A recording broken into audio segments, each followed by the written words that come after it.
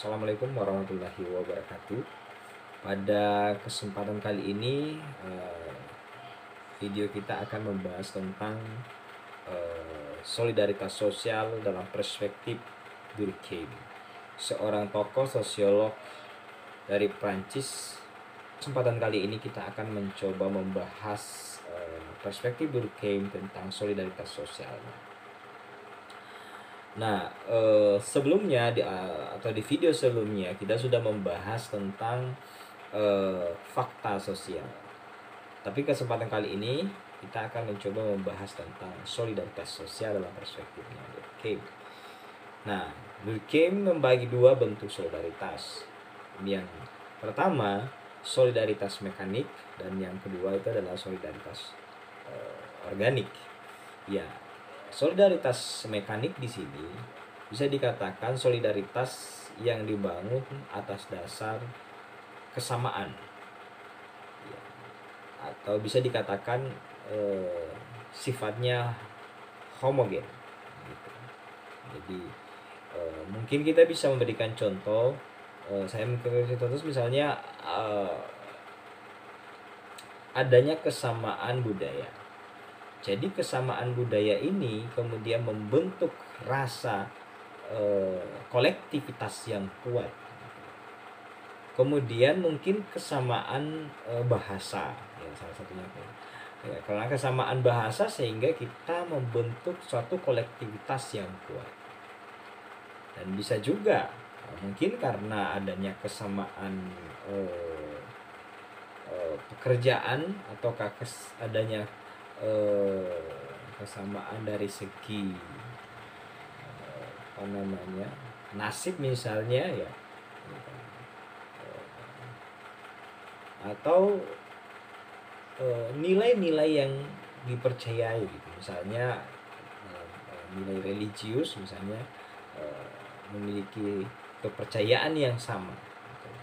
Nah, kesamaan-kesamaan inilah yang kemudian menumbuhkan kolektivitas atau kesadaran kolektif yang kuat dalam solidaritas mekanik ini, karena masih adanya nilai yang sama yang kemudian dianut secara kolektif, dan inilah yang menumbuh kembangkan kesadaran kolektif yang kuat.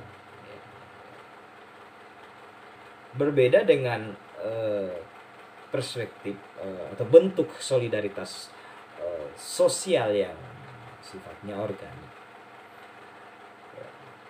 Solidaritas sosial sifatnya organik di sini, ya, bisa dikatakan solidaritas yang kolektivitasnya rendah.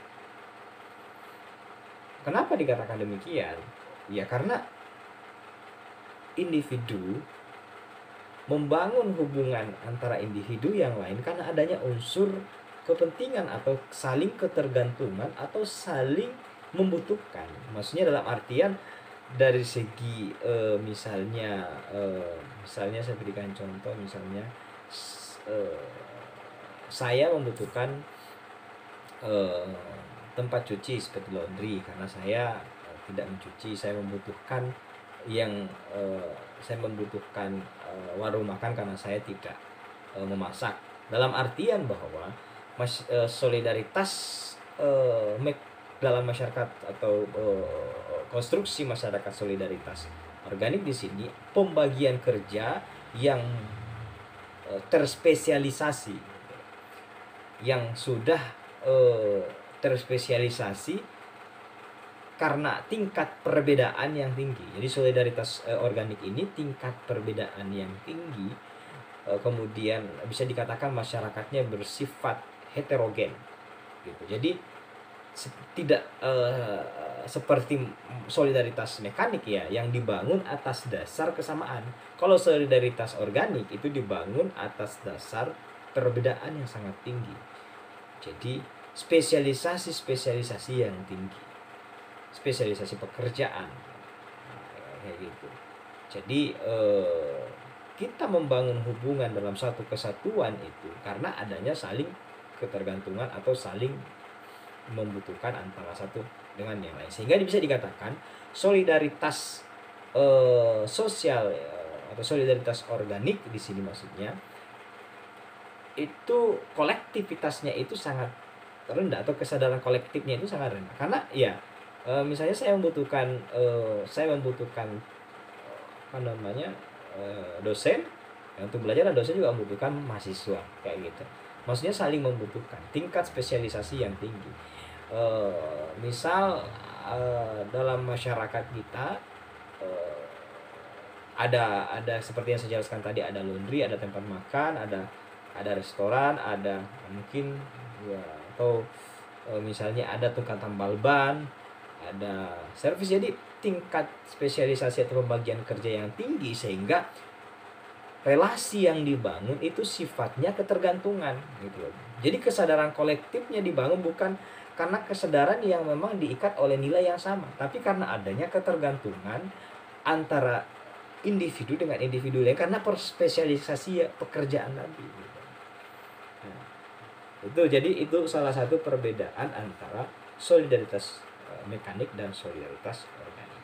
Jadi dilihat dari pembagian kerjanya itu, kalau misalnya kita melihat ya di masyarakat desa itu bisa dikatakan misalnya di pegunungan kebanyakan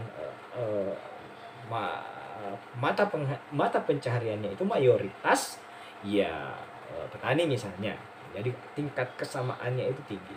Kemudian kalau misalnya di pesisir pantai nelayan ya tingkat pembagian kerjanya rendah. Jadi tingkat kesamaan mata pencahariannya itu tinggi. Misalnya petani, nelayan. Beda dengan misalnya kalau kita gambarkan dengan masyarakat kota. Dalam masyarakat kota kan spesialisasi yang tinggi, pembagian kerja yang tinggi, sehingga solidaritas atau kolektivitas sangat rendah karena hubungan yang dibangun karena dilatar belakangi oleh hubungan ketergantungan atau kepentingan.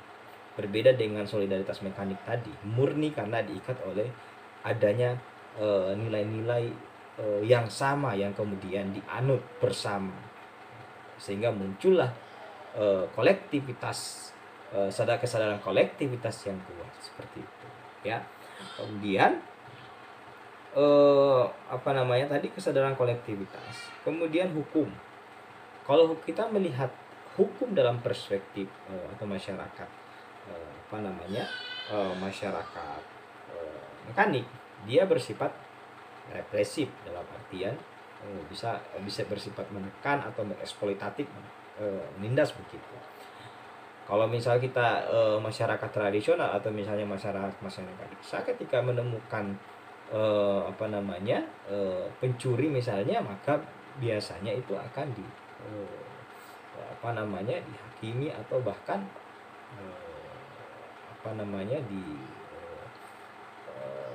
dieksploitatif begitu misalnya.